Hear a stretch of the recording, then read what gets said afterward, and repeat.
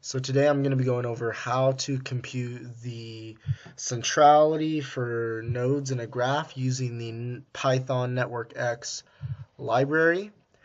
Specifically, I'm going to compute the degree centrality, the eigenvector centrality, closeness centrality, and current flow closeness centrality. So over here I have two graphs, which I have defined as G being the directed graph and H being the undirected graph. Here I've manually inputted some edges into the directed graph G.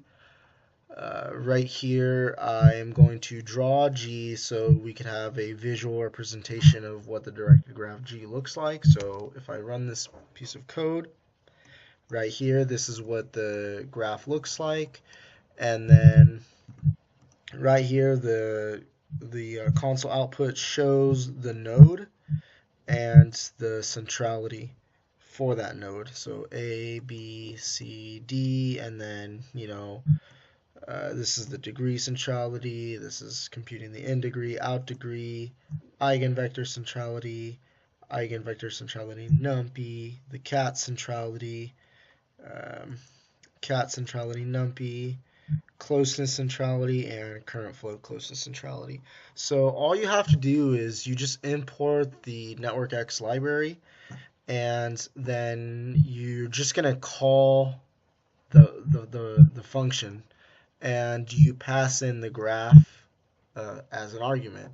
So all I'm gonna say, so there are certain restrictions as to what kind of graphs you can pass.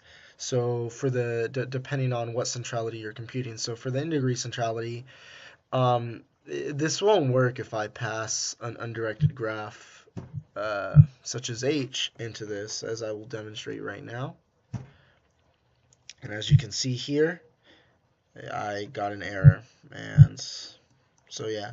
So every type of centrality that you're computing, some of them can do directed graphs and undirected graphs, and then some of them cannot, as shown right here. The in-degree centrality cannot compute the in-degree centrality for a undirected graph.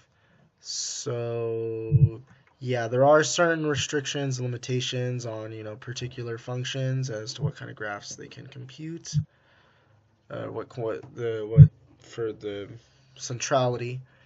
So yeah, so that's basically where I'm at right now.